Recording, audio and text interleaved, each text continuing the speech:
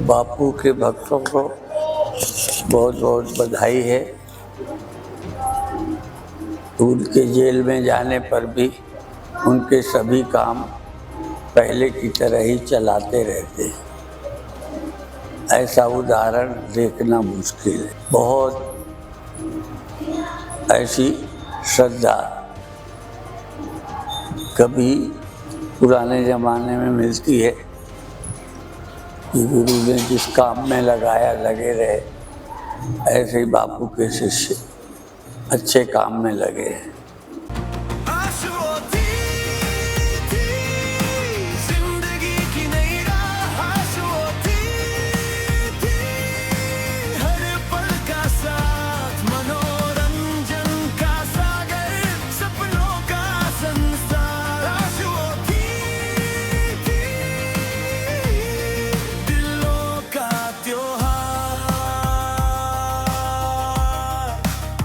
और निर्मल संप्रदाय का जो एक निर्मल पंचायती अखाड़ा है, पहले पूर्ण रूप से महात्मा रहते थे जी। फिर 1662 में इस निर्मल पंचायती अखाड़े के लगभग 1662 के लगभग निर्मल पंचायती अखाड़े की स्थापना हुई। स्वामी जी, देखा जाए तो सनातन धर्म के प्रहरी के रूप में सिख लोगों ने काम किया है। 1686 में निर्मल संप्रदाय के संतों को जो है उन्होंने ये निर्मल भेज दिया जी। और 1699 में जी खालसा पंथ की स्थापना पांवटा साहब की भूमि पर हुई गुरु गोविंद सिंह जी महाराज के द्वारा। तो खालसा पंथ की स्थापना में खालसे को उन्होंने शस्त्र दिया जी और निर्मल संतों को जो उन्होंने शास्त्र दिया। ये शास्त्र और शास्त्र का ये समन्वय है जी। स्वामी जी, देखा जाए तो वर्तमान में जो है अपने जो सिख लोग हैं बहुत ज़्यादा पंजाब साइड में हम देखते हैं तो ईसाई बन गए हैं और इस तरीके से वहाँ पर भी धर्मांतरण चल रहा है। पूज्य संत आसाराम जी बापू जी के बारे में आप जानते होंगे, उन्होंने भी धर्मांतरण को लेकर के काफ़ी काम किया। आसाराम बापू एक महान भारत की विभूति हैं, मैं तो कहूँगा, क्योंकि हम उनको छोटी अवस्था से जिस समय संतों में विचरण करते थे तब से हम जानते हैं।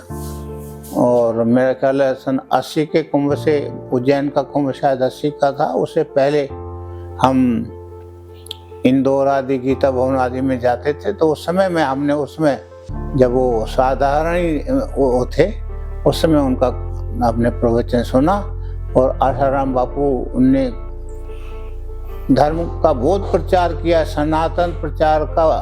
सनातन धर्म का बहुत प्रचार किया और सनातन की रक्षा के लिए अनेक विश्वविद्यालयों तक के लिए जो उन्होंने योगदान किया। और उन्होंने ऐसे स्थानों पर जहाँ पर जिस क्षेत्रों में ईसाइयत का प्रचार हो रहा था, उनके जो है वो मिशनरियाँ उनकी बनाई जा रही थी, वहाँ पर जाकर सनातन धर्म का प्रचार किया।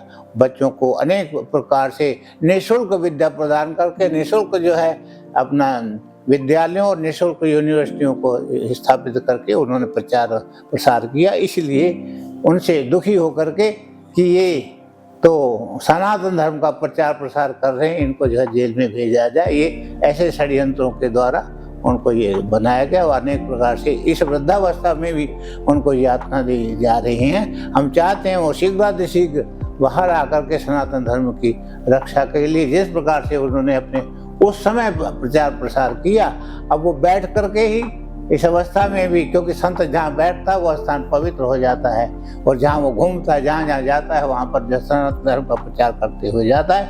बापू बाहर आए और आकर के जो है सनातन धर्म का प्रचार प्रसार करके और अपने भक्तों को जो है आनंद प्रदान करें और उनको जो है उनकी प्रसन्नता में ही, सनातन धर्म की रक्षा में ही भारत धर्म की रक्षा है। क्योंकि हमारा कर्तव्य है, हम धर्म रक्षा, राष्ट्र रक्षा, गौ रक्षा, सनातन धर्म की रक्षा के लिए अपना बलिदान भी हो सके तो हमारे महापुरुषों ने बलिदान भी किए हैं। उन्हें ऐसे महापुरुषों में हमारे आसाराम बापू हैं। हम उनके जीवन के भविष्य के लिए उनका जीवन लंबा जीवन हो और वो शीघ्र हमारे बीच में आकर के सनातन धर्म का प्रचार प्रसार करें। आसाराम बापू जी का इस विषय पे सुनकर जो है हमें जितना हर्षित हुआ था उतना ही जो है फिर उनका वापस जाने के बारे में जो है संत समाज से एक आदमी का बिछड़ने के बारे में बड़े अफसोस वाली बात है।